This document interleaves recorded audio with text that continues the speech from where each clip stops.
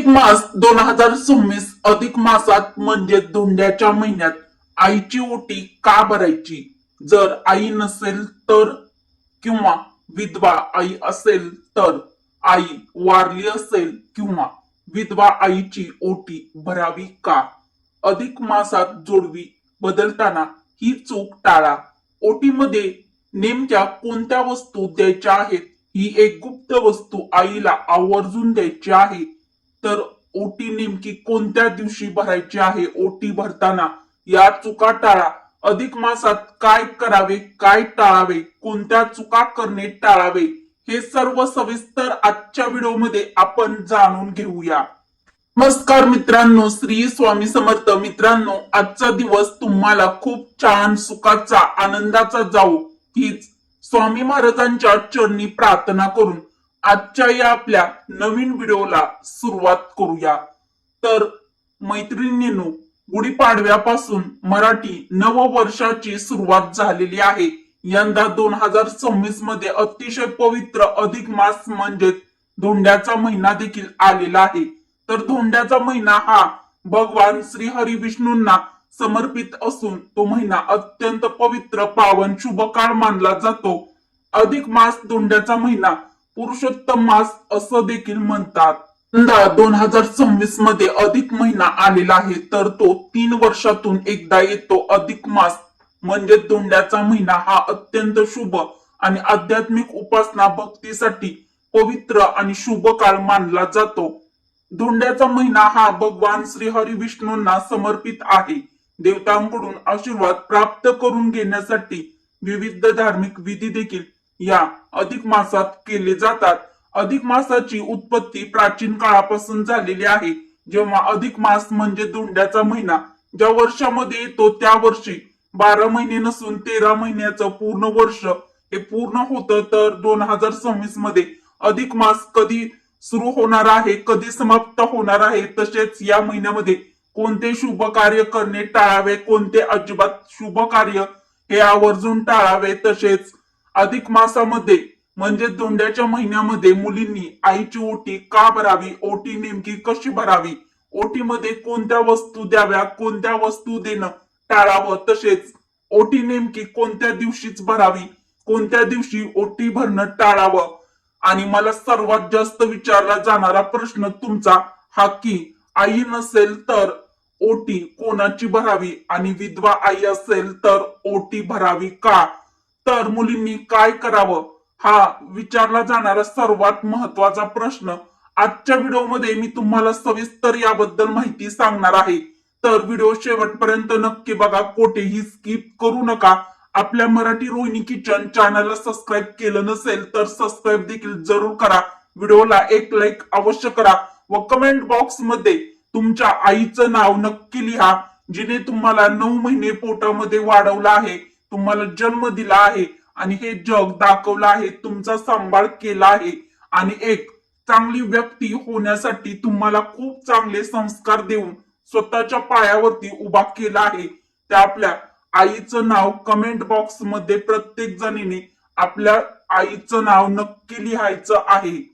तर अधिक महिन्यामध्ये म्हणजेच धोंड्याच्या महिन्यामध्ये आईची ओटी भरताना मुलींनी आईसाठी ही एक महत्वाची वस्तू आपल्या आईसाठी आवर्जून घ्यायची आहे. तसेच ओटीमध्ये आणखीन तुम्हाला एक गुप्त वस्तू मी तुम्हाला सांगणार आहे. तर ती वस्तू आपल्याला ओटीमध्ये आवर्जून आपल्या आईला द्यायची आहे.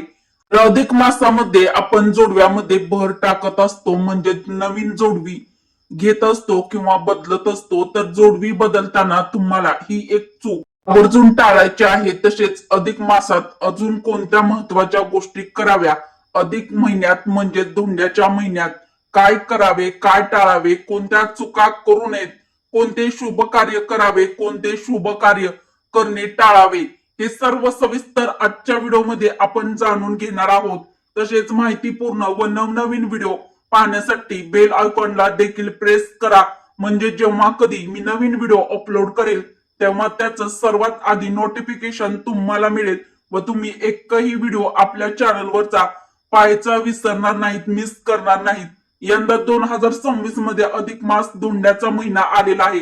तर धोंड्याचा महिना 17 मे पासून सुरू होणार आहे आणि समाप्ती 15 जून 2024 या दिवशी अधिक मासाची समाप्ती होणार आहे. अधिक मास धोंड्याचा महिना दरवर्षी येत नाही, तर तो 3 वर्षांनी हा अधिक मास एकदाच येतो. अधिक महिना हा संपूर्ण भगवान श्री हरी विष्णू यांची भक्ती करण्यासाठी अत्यंत शुभ आणि पावन पर्व काळ मानला जातो. या महिन्यात जास्तीत जास्त भगवान श्री हरी विष्णूंची उपासना केली जाते. अधिक मास हा संपूर्ण महिना शुभ कार्यासाठी खूप खास मानला जातो. या महिन्यात दान धर्म केल्याने अधिक पटीने फळ तुम्हाला मिळत असतं. त्यामुळे अधिक महिन्यामध्ये दानाला खूप जास्त महत्व प्राप्त आहे. तुम्हाला जेवढं शक्य होईल तेवढं दान जास्तीत जास्त करण्याचा प्रयत्न अवश्य करावा. जप तप धार्मिक ग्रंथांचे पठण केल्याने आपल्याला अनेक पटीने पुण्यफळ मिळतं. अधिक मास म्हणजे ज्योतिष आणि खगोलशास्त्राचं कारण आहे. आपले हिंदू कॅलेंडर एक चंद्र आणि सौर अशा दोन पद्धतीने चालते. चंद्र वर्ष 353 दिवसाचे असते, सौर वर्ष 365 दिवसाचे. सुमारे 11 दिवसांचा फरक पडतो आणि हा 11 दिवसाचा फरक भरून काढण्यासाठी प्रत्येक 3 वर्षांनी अधिक महिना हा जोडला जातो. म्हणून याला अधिक मास म्हणजे धोंड्याचा महिना, पुरुषोत्तम मास असं देखील म्हणतात. मित्रांनो, आपल्या हिंदू धर्मशास्त्रानुसार अधिक महिन्याला कोणताही स्वामी नसल्याने भगवान श्री हरी विष्णूंनी या महिन्याला आपले स्वतःचे नाव देऊन पुरुषोत्तम मास केले आहे. त्याचे महत्व दुपटीने वाढवले आहे. धोंडा यापूर्वी दगड म्हणजेच कोणतेही शुभ कार्य विधी केले जात नव्हते, त्यामुळे हा महिना धोंड्यासारखा निरुपयोगी मानला जात होता. या महिन्यामध्ये फक्त जावयाला धोंडा खाऊ घालण्याची प्रथा होती. या महिन्यात जावयाला 33 अनारसे आणि धोंडे दान दिले जातात. ही प्रथा आपल्याकडे आता सध्या देखील चालू आहे. म्हणून धोंड्याच्या महिन्यात खास करून लेक व जावयाचा मानपान केला जातो. जर आपण अधिक मासात जावयाचा मानपान केला, जावयाला उत्तम आरोग्य ऐश्वर्य संपत्ती प्राप्त होते. या महिन्यात दान करणे अतिशय शुभ पुण्याचं मानलं जातं. या महिन्यात आपल्या ऐपतीप्रमाणे जे काही शक्य होईल ते दान तुम्हाला करायचं आहे. तर यामध्ये तुम्ही अन्नदान, वस्त्रदान आणि 33 वस्तूंचं दान हे आवर्जून करावं.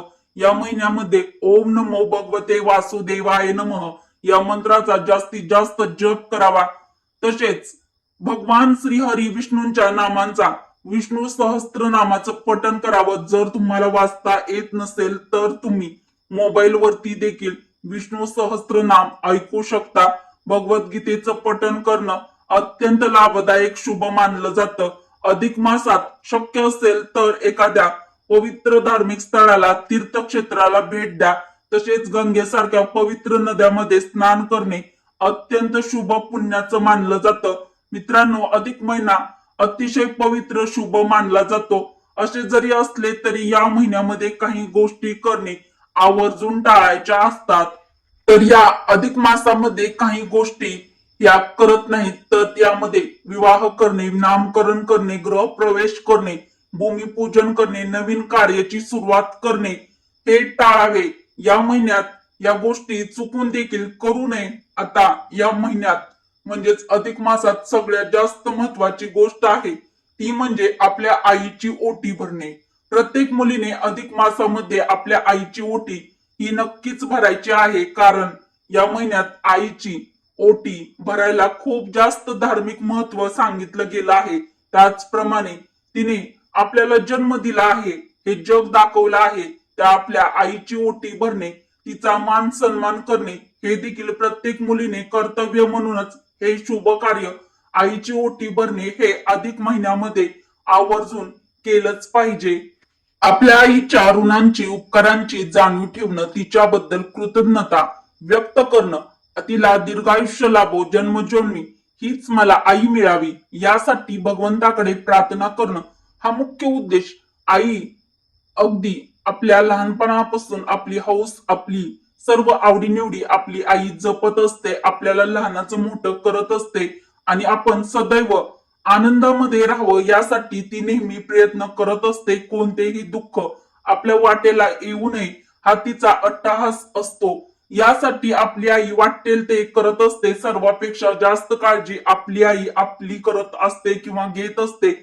तसं बघितलं तर आपण आपल्या आईसाठी तसं काही वस्तू घेत नाहीत. या उलट प्रत्येक आई आपल्या मुलीसाठी काही ना काही करत असते. तिचे उपकार फेडण्यासाठी तुम्हाला अधिक महिन्यामध्ये आईची ओटी जी आहे तर ती आवर्जून भरायची आहे. ज्योतिषशास्त्रानुसार अधिक महिन्यात आईला केलेलं दान हे थेट भगवंताकडे पोहोचतं असं म्हटलं जातं. आता या अधिक महिन्यात आईची ओटी कोणत्या दिवशी भरावी तर अधिक महिना सुरू झाल्यापासून ते अधिक महिना संपेपर्यंत तुम्ही कोणत्याही दिवशी आईची ओटी आहे तर ती जाऊन भरू शकता. जर तुम्हाला शक्य असेल तर तुम्ही अधिक महिन्यामध्ये तुमच्या आईची ओटी मंगळवारी किंवा शुक्रवारी भरण्याचा जास्तीत जास्त प्रयत्न करावा. कारण देवीची ओटी देखील आपण मंगळवारी किंवा शुक्रवारी भरत असतो. तसेच आपली आई देखील देवीपेक्षा कमी नाही. म्हणून तुम्हाला शक्य असेल तर तुम्ही या दिवशी अधिक महिन्यामध्ये मंगळवारी किंवा शुक्रवारी आपल्या आईची ओटी भरू शकता. परंतु या दोन दिवशी जर तुम्हाला शक्य झाले नाही, काही अडचण आली तर तुम्हाला जेव्हा कधी वेळ मिळेल त्यावेळेस तुम्ही जाऊन ओटी भरू शकता. आता तुम्ही म्हणाल हे सर्व ठीक आहे इथपर्यंत सांगितलेलं. आईची ओटी भरायची, कोणत्या दिवशी भरायची, काय करायचं हे सांगितलं. पण आता आम्हाला आईच नाहीये, म्हणजे आमची आई वारली आहे. म्हणजे आई नसेल तर मग अशा मुलींनी कोणाची ओटी भरावी? विधवा आई असेल तर भरावी का? ज्यांची आई वारली आहे किंवा विधवा आई आहे मग अशा मुलींनी ओटी कोणाची भरावी? तर हा प्रश्न बऱ्याच जणींना पडलेला असतो की मग आम्ही कोणाची ओटी भरावी. तर बघा, आपण ज्यांना आपल्या आईप्रमाणे मानतो, मग ती आपली मावशी असेल किंवा आपली मोठी बहीण सुद्धा आपल्या आईच्या ठिकाणी असते. ती सुद्धा आपल्या आईप्रमाणे आपली काळजी घेत असते. तर तुम्ही तुमच्या मोठ्या बहिणीची सुद्धा आई म्हणून ओटी भरू शकता किंवा मग तुमची चुलती असेल, काकू असेल, काकी असेल, ज्याप्रमाणे तुमची सर्व काही आईप्रमाणे करतात त्यांची देखील तुम्ही ओटी भरू शकता. जर आई नसेल तर मग तुम्ही तुमची चुलती, मावशी, मोठी बहीण किंवा तुमच्या गल्लीतील एखाद्या मावशी किंवा ताई आहेत ज्या आईप्रमाणे तुमची सदैव मदत करतात, तुमच्यावर आईप्रमाणे प्रेम माया करतात, त्यांची देखील तुम्ही आई मानून ओटी भरू शकता. ओटी भरताना मात्र एक गोष्ट आवर्जून लक्षात ठेवा. सुनेने सासूची ओटी अजिबात चुकूनही भरायची नाही. कारण सासूच्या ओटीमधील पुत्र जो असतो तो आपण त्याच्याशी विवाह केलेला असतो. त्यामुळे तुम्ही सासूची ओटी भरू शकत नाही. एवढी गोष्ट मात्र तुम्ही आवर्जून लक्षात ठेवा. तर अधिक मासामध्ये आईची ओटी भरताना ओटीमध्ये कोणत्या वस्तू द्यायच्या आहेत ते सविस्तर जाणून घेऊया. आईची ओटी भरण्यासाठी तुम्हाला तांदूळ, खण, नारळ, ब्लाउज पीस, सुकामेवा, सौभाग्याच्या वस्तू, हळदी कुंकवाचा करंडा, गजरा, हळदी कुंकू, हिरव्या रंगाच्या बांगड्या, कंगवा यासोबतच तुम्हाला काही गोड पदार्थ, मिठाई सुद्धा घ्यायची आहे. आपल्या आईला ओटीमध्ये द्यायची आहे. अधिक मासामध्ये अनारशाला खूप जास्त महत्व प्राप्त आहे. ज्यामुळे तुम्ही अनारसे देखील घेऊ शकता किंवा कोणतीही गोड मिठाई घेतली तरी सुद्धा चालेल. अधिक महिन्यामध्ये मुलीने आईला एक साडी घ्यावी. मग तुमच्या आईपतीप्रमाणे तुम्ही हलकी भारी घेऊ शकता. तर साडी देखील नक्की घ्या. आणि ओटी भरण्याची योग्य पद्धत काय, चला जाणून घेऊया. तर पहिल्यांदा आपल्याला आपल्या आईला पाटावरती बसवून तिला हळदी कुंकू लावावे. नंतर आईच्या साडीच्या ओटीमध्ये तुम्हाला नारळ, खण, तांदूळ, हळकुंड, सुपारी, बदाम, खारी, खोबऱ्याचा तुकडा, एक दोन फळं या वस्तू ओटीत ठेवून आईची ओटी भरायची आहे. नंतर आईच्या तोंडामध्ये तुम्हाला साखर ही आवर्जून भरवायची आहे. तर ओटी भरताना आईला 33 पदार्थ जसे की 33 अनारसे, 33 रुपये, 33 फळं हे पदार्थ तुम्हाला आवर्जून द्यायचे आहेत. त्यानंतर आईला नमस्कार करून आईच्या अखंड सौभाग्यासाठी, उत्तम आरोग्यासाठी आणि आपल्या आईच्या दीर्घ आयुष्यासाठी, सुखी संसारासाठी, सुखी आयुष्यासाठी मनापासून देवाकडे प्रार्थना करायची आहे. बऱ्याच जणींना हा देखील प्रश्न पडतो की आईची ओटी फक्त विवाहित मुलगीच भरू शकते का? अविवाहित मुलगी ओटी भरू शकते का?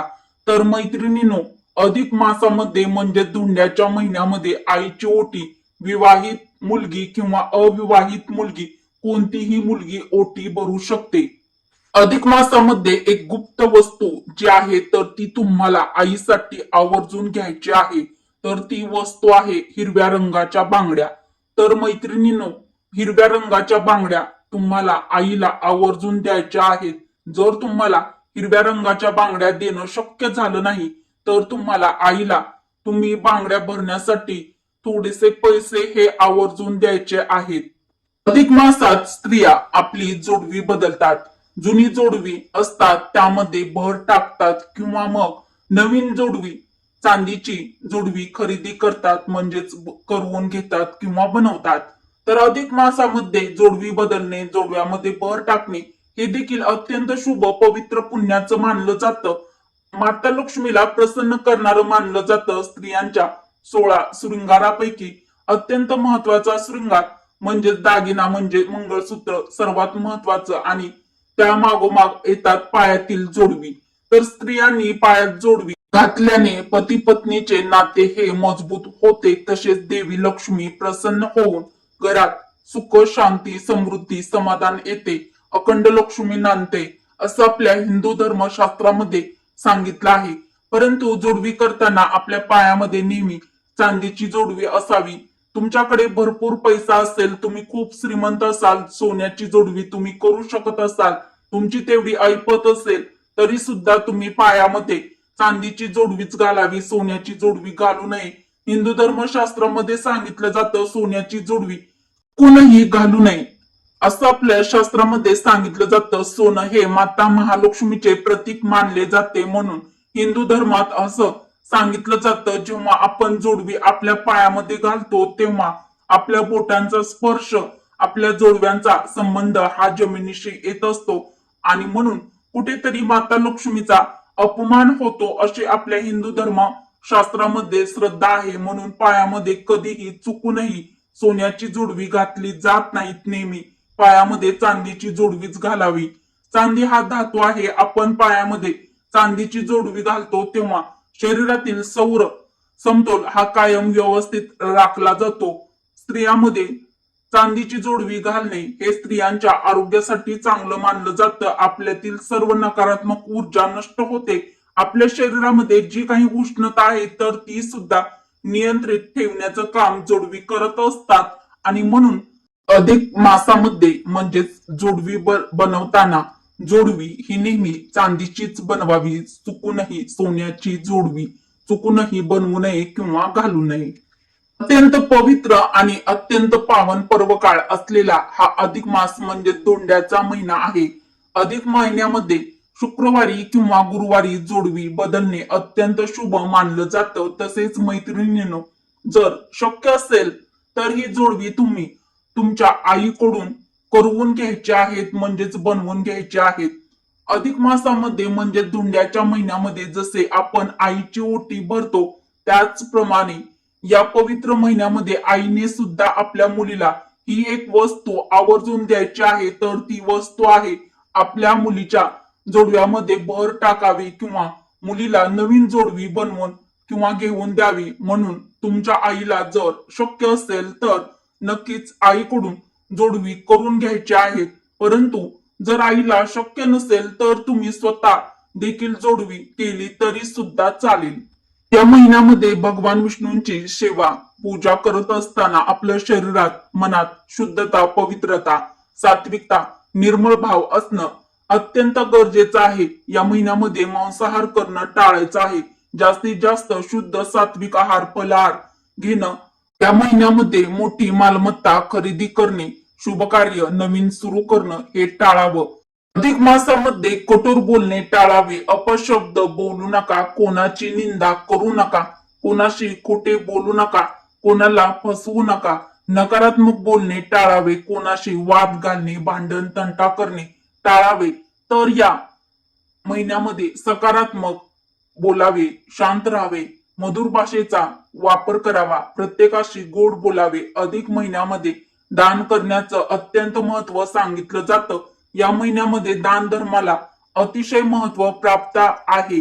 त्यामुळे तुमच्या ऐपतीप्रमाणे कमी जास्त प्रमाणामध्ये सुद्धा थोडस का होईना दान नक्की करा. यामध्ये तुम्ही अन्नदान करू शकता, वस्त्र दान करू शकता, मग ते 33 वस्तूंचं दान देखील करू शकता.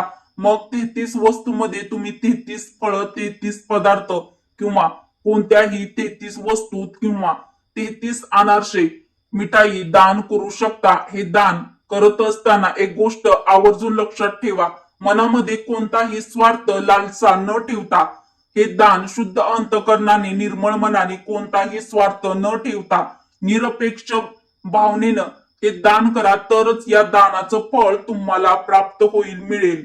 तर व्हिडिओ आवडला असेल तर व्हिडिओला लाईक करा. मराठी रोहिणी किचन चॅनलला सबस्क्राईब केलं नसेल तर सबस्क्राईब देखील जरूर करा. तर अत्यंत महत्वाचा हा व्हिडिओ तुमच्या मित्र परिवारासोबत, बहिणींसोबत जास्तीत जास्त शेअर करा. चला तर मग परत भेटू अशाच एखाद्या नवीन व्हिडिओमध्ये. व्हिडिओ शेवटपर्यंत पाहिल्याबद्दल तुम्हा सर्वांचे मनापासून धन्यवाद. श्री स्वामी समर्थ. जय श्रीकृष्ण, जय माता लक्ष्मी, जय पुरुषोत्तम, जय अधिक मास.